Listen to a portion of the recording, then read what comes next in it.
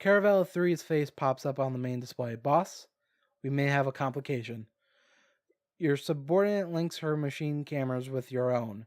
Though Caravella 3's whole sensors, you see a small group of civilians gathered around the contorted form of a child trapped under a block of fallen concrete.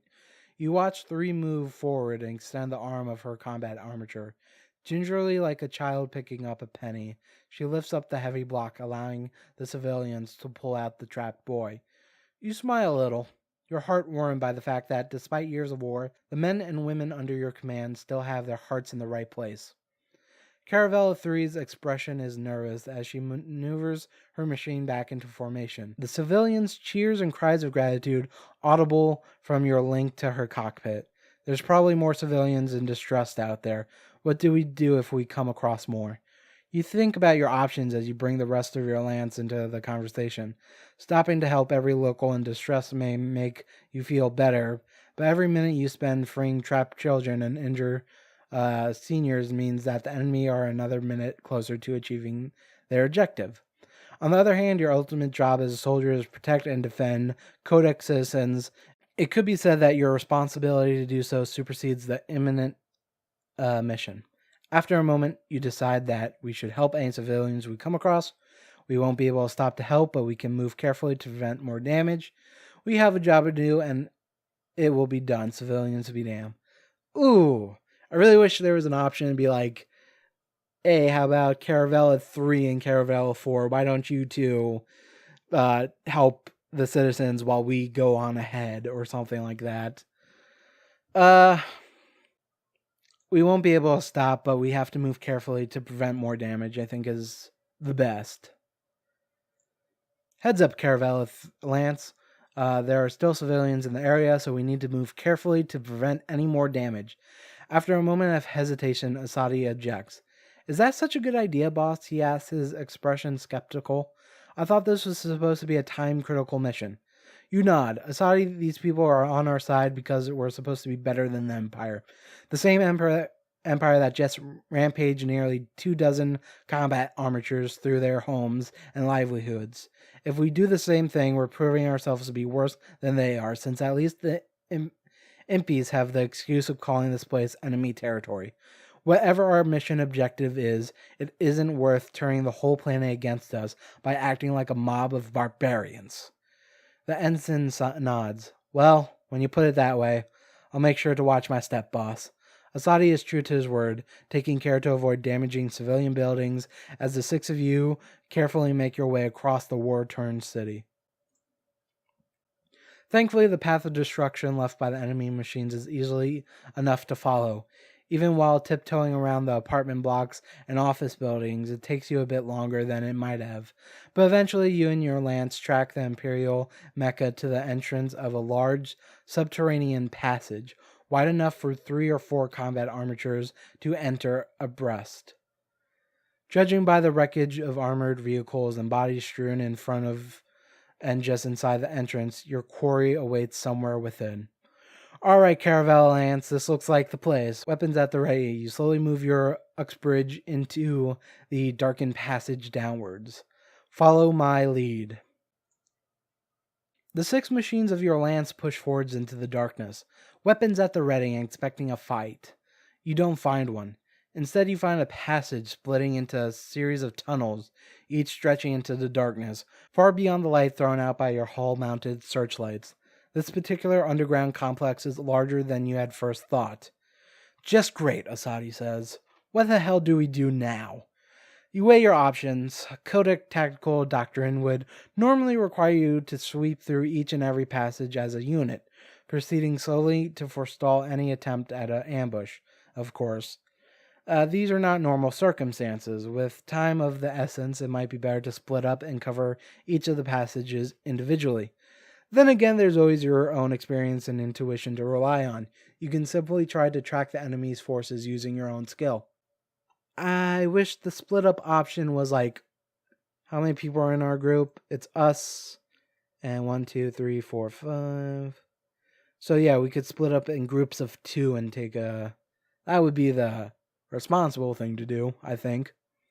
But whatever. See if I can catch some signs of the enemy from here, I guess. That makes the most sense. Alright, power down, Caravel Lance. Let's see if we can track the enemy the old-fashioned way.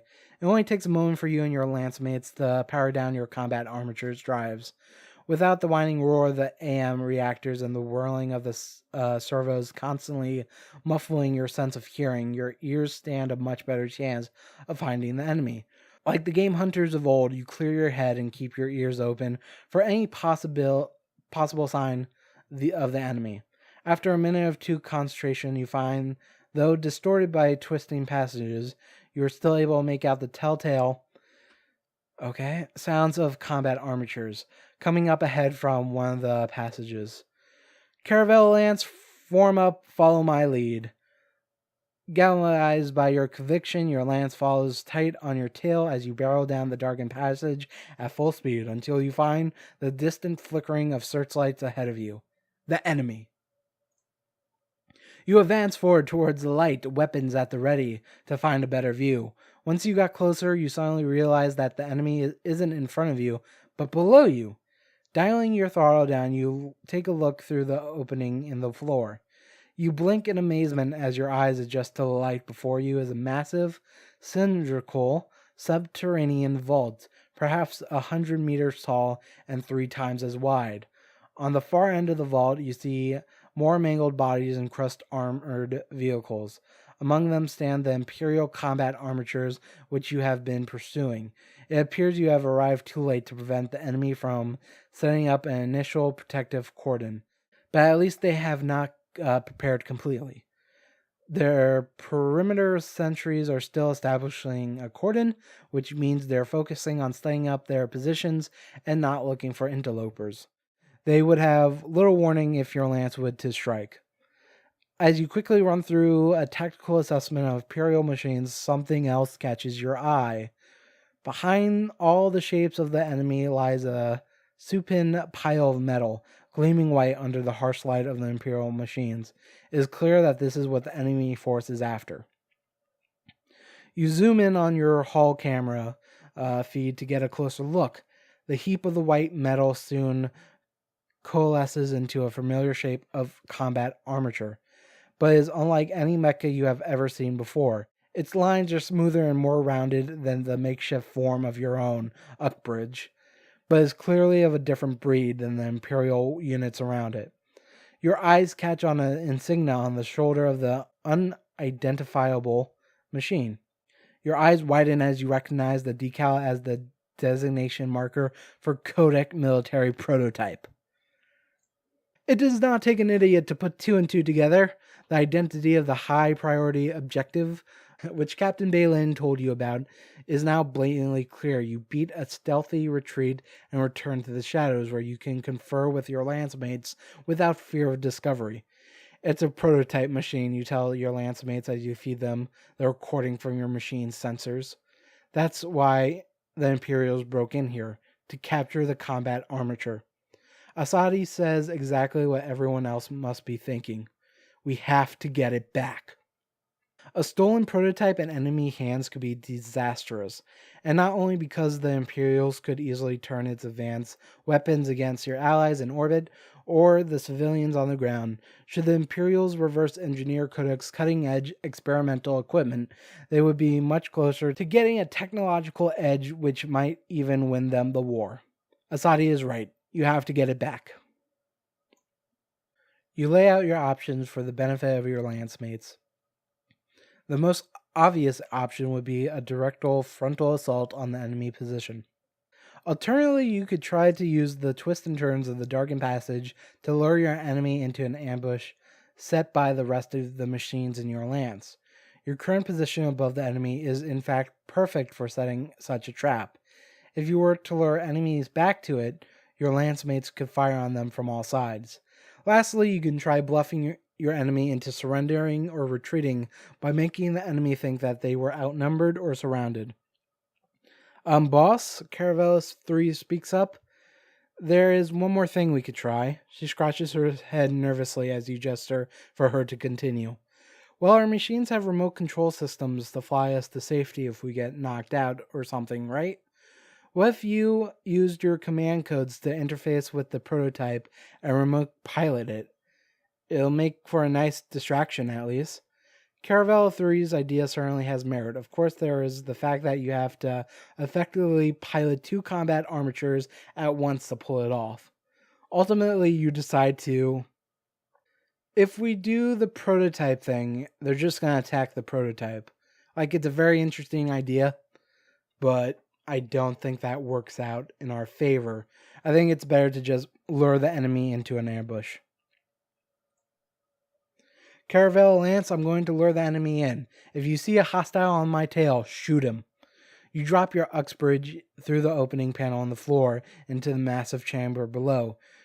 You loose off a few shots to get the enemy's attention. Sure enough, after a moment of surprise, the Imperials respond with a hail of fire. You push your throttle as far as it will go, your thruster nozzles glowing with overexertion as you fling your machine back into cover, hoping that enough Imperials have taken the bait. Sure enough, one by one, enemy mecha come through the opening in hot pursuit, only to be blasted apart by a storm of fire from your lance mates. You're sure that you're suckered in at least half a dozen before the enemy catches on. With the enemy force crippled, you ordered your lance to go in for the kill. The chamber fills with sights and sounds of battle as your lance engages the enemy force in earnest. Before you, one Imperial machine shoves aside its allies and heads straight for you, verniers blazing at full power, monosaber shimmering with the reflected light of muzzle flashes and fire. Your technical display identifies the onrushing mecha as a M414 Grognard. What? A M414 Grognard? That's an interesting name to go with. One of the most powerful combat armatures in the Imperial arsenal. You remember hearing that it has outmatch every codec has thrown at it. Some even say the damn thing is invincible. It's a hell of a time to prove them wrong.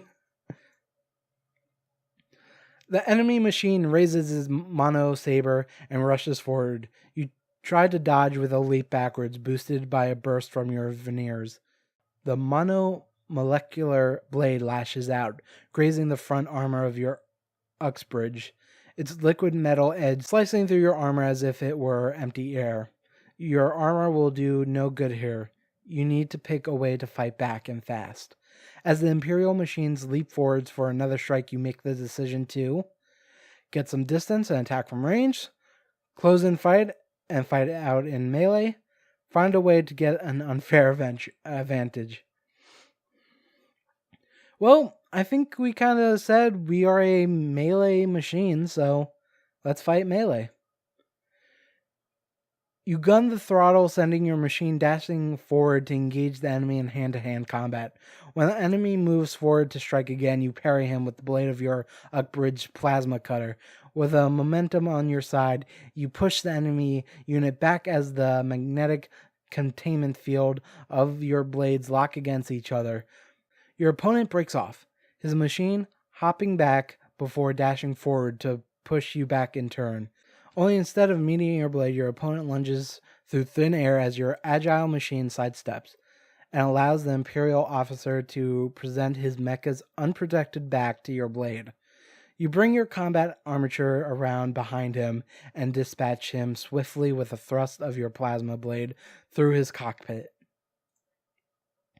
You look around for fresh enemies only to find the battle nearly over. All throughout the chamber, you see your lance mates finishing off the last remnants of the enemy force. The scars and scorch marks on both fallen machines and the chamber walls bear mute testament to the viciousness of the fighting. You call up your lance mates. Caravel Lance casualty check. Miraculously enough, your lance has taken no loss. Though many of your unit's mechas are damaged to some extent or another, you made it through without losing a single pilot. There is, however, no time for celebration. Your job isn't done yet. You ordered your lance to secure the perimeter as you turn to the top secret prototype mecha. Suddenly, you receive a comm line for the Caliburn marked high priority. Captain Balin's face pops up on the display as you open the line. Caravel lead status report. We followed the enemy force into an underground complex and engaged them. No losses on our end. Captain Balin seems to have no interest in casualty counts. The objective, is it secured? You link the captain to your mecha's hull cameras and point them at the limp form of the white prototype machines. That depends. Is that our objective? The captain shrugs, her scowl even deeper than usual. Apparently, I'm not cleared to know. You get a feeling that she doesn't like being left in the dark any more than you do. It looks important, though.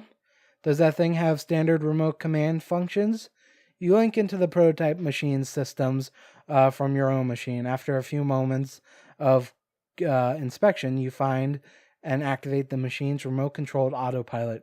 Looks like it, ma'am. Balin gives you a joyless little nod. Good. Set the thing to fly up into the Caliburn for recovery. I want the rest of your land securing the area and tying up loose ends. I want you to escort this machine up. Understood? By the time the Caliburn's commanding officer is finished speaking, you are already preparing your machine for space. Understood, ma'am. Episode 3. So I think we're going to actually call it here. If you want to see more of this game, go buy it. I think it's like $5 or $6 or wait for a sale. It'll probably drop in price. I really like games like this. I think this one may be weaker than the other two I've played. I've played Choice of Robots and Diabolical. I don't know if I said this before. And those were really fun. I like them a lot.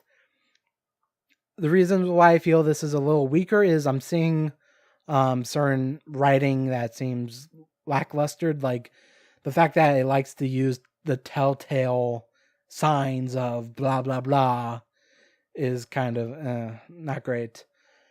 And when I notice things like that, it's just I feel weird. I shouldn't notice things like that. Also, it kind of sucks that I can't name my character or the name of my machine, but it's kind of cool that I can name my my team, which is kind of interesting. But who knows? Maybe later on it'll let me name my character or my mecha. But usually that's done in the beginning of the game. So yeah, this is made by Choice of Games. This one in particular was written by Paul Wang. And I think this was one of the earliest ones, so maybe that's why it's a little not as good as those other two, but I have to double check that. I don't know for sure. But yeah, I'm going to probably continue playing this in my own time. Again, I'll have a link in the description for the Steam page for this and the Steam page for like Choice of Games and maybe their website in general. I still like games like this, even if I think this one might be a little lacklustered. Anyway, thanks for watching. If you watched all these episodes, you are awesome. And if you already haven't, maybe check out my other videos. If you like this, maybe you'll like Academagia, which is kind of like this, but with more pictures. Anyway, thanks for watching again, and I hope you guys have a good day.